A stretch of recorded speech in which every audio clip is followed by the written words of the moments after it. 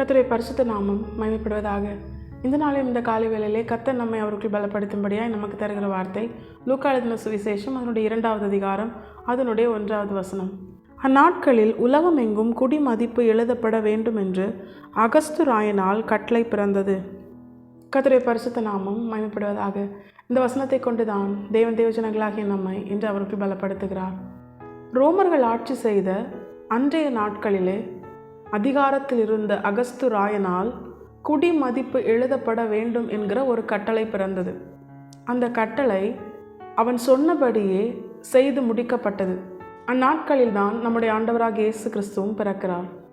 ஒரு நிலையில்லாத சிங்காசனம், நிலையற்ற ஒரு அரசாங்கம், இதிலே ஆளுகை செய்த இந்த அகஸ்து ராயனால் பிறப்பிக்கப்பட்ட கட்டளை எந்த விதத்திலும் எந்த மாறுதலும் இல்லாமல் நடந்து முடியுமே. ஆனால் தேவஜனங்களாகிய நம்மை பார்த்து நம்முடைய தேவன் கேட்கிறார், சர்வ வல்லமையுள்ள தேவனாகிய நான் உனக்கு சொன்ன வாக்கு தத்தங்கள், நான் உனக்கு தந்த வார்த்தைகள், கட்டளைகள் அது நிறைவேறாமல் போகுமா? நிலையற்ற சிங்காசனத்தில் இருக்கிறவனால் பிறப்பிக்கப்பட்ட கட்டளையே அது நடந்து முடியுமே. ஆனால் நம்முடைய தேவன் நிலையான சிங்காசனத்தில் இருக்கிறவர், நித்திய ராஜா, ராஜாக்களை தள்ளி ராஜாக்களை ஏற்படுத்துகிற ராஜாதி ராஜாவாய் நிரந்தரமான அரசாங்கம் செய்கிறவராய் இருக்கிறார். ஏதோ கொஞ்ச காலம் ஆளுகை செய்கிற ராஜா அல்ல, நித்தியமாய் துவக்கமும் முடிவும் அவர்தான். அவரே எல்லா ஆளுகைக்கும் மேலான ஆளுகை உடையவர். எல்லா வல்லமையும் அவருடைய கரத்தில் இருக்கிறது. அப்படிப்பட்ட நம்முடைய தேவன் நம்முடைய வாழ்க்கையில் கட்டளையிட்டது தான் வேதத்தில் சொல்லப்பட்ட ஆசீர்வாதங்கள். ஆபிரகாமுக்கு தேவன் கொடுத்த வாக்கு தத்தங்கள் நம்முடைய ஆண்டவராகிய இயேசு கிறிஸ்து மூலமாய் நமக்கும் ஆம் என்றும் ஆமேன் என்றும் அது கட்டளையாய் கொடுக்கப்பட்டிருக்கிறது. தேவஜனங்களாகிய நமக்கு தேவன் இந்த வேதத்தில் உள்ள எல்லா வாக்கு தத்தங்களையும் சுதந்திரமாய் தந்திருக்கிறார். அவர் சொல்ல ஆகும், அவர் கட்டளையிட நிற்கும் என்று வேதம் சொல்லுகிறது. அப்படி இருக்கும்போது தேவ பிள்ளைகளாகிய நாம் இன்னும் நம்முடைய தேவன் நமக்கு இட்ட கட்டளையாகி அவருடைய வாக்கு தத்தங்கள், அவருடைய ஆசீர்வாதங்கள் நம்முடைய வாழ்க்கையில் நாம் சுதந்திரமாய் பெற்றுக்கொள்ளாமல் இருக்க காரணம் என்ன? ஒரு நிலையற்ற சிங்காசனத்தில் இருக்கிற ஒரு ராஜாவே அவன் சொல்லும் பொழுது, அவன் கட்டளையிடும் பொழுது அது அப்படியே எந்த மாறுதலும் இல்லாமல் நிறைவேற்றப்படுமையானால் நம்முடைய தேவன் நித்திய ராஜா, நித்தியமான சிங்காசனத்திலே அமர்ந்து ஆளுகை செய்கிறவர். இப்போ அவர் சொன்ன காரியங்கள் ஏன் இன்னும் நம்முடைய வாழ்க்கையில் அது நிறைவேறவில்லை? ஏன் இன்னும் நம்முடைய வாழ்க்கையில் நாம் அதை சுதந்திரிக்கவில்லை அப்படின்னு நம்ம தியானிக்கும் போது இங்கே அகஸ்து ராயன் கட்டளையிட்ட உடனே 2 காரியங்கள் நடக்கிறது. ஒன்று, இதனுடைய 2வது வசனத்தை நீங்கள் வாசிச்சிங்கன்னா, சீரியா நாட்டிலே சிரேனியா என்பவன் தேசாதிபதியாக இருந்தபோது இந்த முதலாம் குடிமதிப்பு உண்டாயிற்று. அதனுடைய 3வது வசனத்தை நீங்கள் வாசிச்சிங்கன்னா, அந்தபடி குடிமதிப்பெழுதப்படும்படிக்கு எல்லாரும் தங்கள் தங்கள் ஊர்களுக்கு போனார்கள். இந்த 2 வசனமும் 2 காரியங்களை உணர்த்துகிறது. எப்பொழுது ரோமர்கள் அரசாண்ட அந்த காலத்தில், அப்பொழுது ஆளுகை செய்த அகஸ்து ராயன் குடிமதிப்பு எழுதப்பட வேண்டும் என்று கட்டளை பிறப்பித்தானோ அப்பொழுது அந்த அரசாங்கம் செயல்படுகிறது. அதன் பிற்பாடு அவன் ஆளுகைக்குட்பட்ட ஜனங்கள் அந்த கட்டளை நிறைவேறும்படியான காரியங்களை அவர்களும் செய்கிறார்கள். தாங்கள் எந்த இடத்தை சார்ந்தவர்களோ அந்த இடத்திற்கு குடிமதிப்பு எழுதப்படும்படிக்கு அவங்க போகிறாங்க. இந்த 2 காரியமும் நம்முடைய வாழ்க்கையில் எதை உணர்த்துகிறது தெரியுமா? நமக்கும் நம்முடைய தேவன் நிலையான சிங்காசனத்தில் நித்திய ராஜாவாய் அமர்ந்திருக்கிற நம்முடைய பிதாவாகிய தேவன் வாக்கு தத்தங்களை, ஆபிரகாமுக்கு கொடுத்த வாக்கு தத்தங்களை நமக்கும் ஆமென் என்றும் இயேசு கிறிஸ்து மூலமாய் அவர் கட்டளையாய் கொடுத்திருக்கிறார். அந்த கட்டளை எப்பொழுது தேவனால் பிறப்பிக்கப்பட்டதோ அப்பொழுதே பரலோகம் அதற்காக செயல்பட துவங்கிவிட்டது.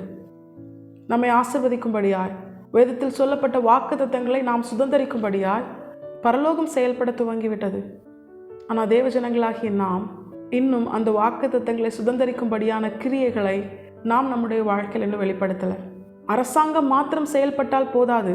ராஜாவின் கட்டளை நிறைவேற வேண்டுமானால் அந்த கட்டளை நிறைவேறும்படியாய் ஜனங்கள் என்ன காரியம் செய்ய வேண்டுமோ அதை ஜனங்களும் செய்ய வேண்டும்.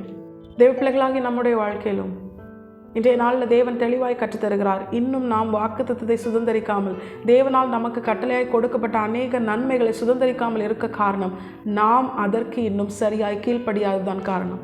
ஆபிரகாம் கிட்ட ஆண்டவர் சொல்றாரு, உன்னுடைய சந்ததி 400 வருஷம் எகிப்திலே அடிமையாக இருப்பாங்கன்னு சொல்றாரு. ஆனால் வேதம் சொல்லுகிறது 430 வருஷம் அவங்க என்ன பண்ணினாங்களாம்? எகிப்தில் அடிமைகளாக இருந்தார்களாம். அந்த 30 வருஷம் எதனால் உண்டானது? அவர்களை விடுதலை செய்யும்படியாய் தேவனால் கொடுக்கப்பட்ட கட்டளையை பரலோகம் சரியாய் செயல்படுத்துகிறது. ஆனால் இன்னும் இஸ்ரவேல் ஜனங்களுக்கு அந்த விடுதலை கிடைக்காமல் தாமதமாக காரணம் என்ன தெரியுமா?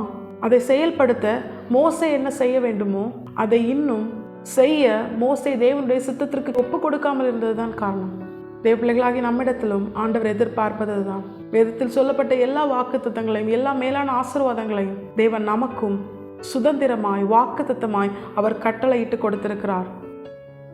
உபாகம் 28 1 முதல் 14 வரைக்கும் சொல்லப்பட்ட வாக்குத்தத்தங்கள் தேவ பிள்ளைகளாகி நம்மை உயர்த்தி நம்முடைய தேவன் மகிமைப்படும்படியாகவே தந்திருக்கிறார்.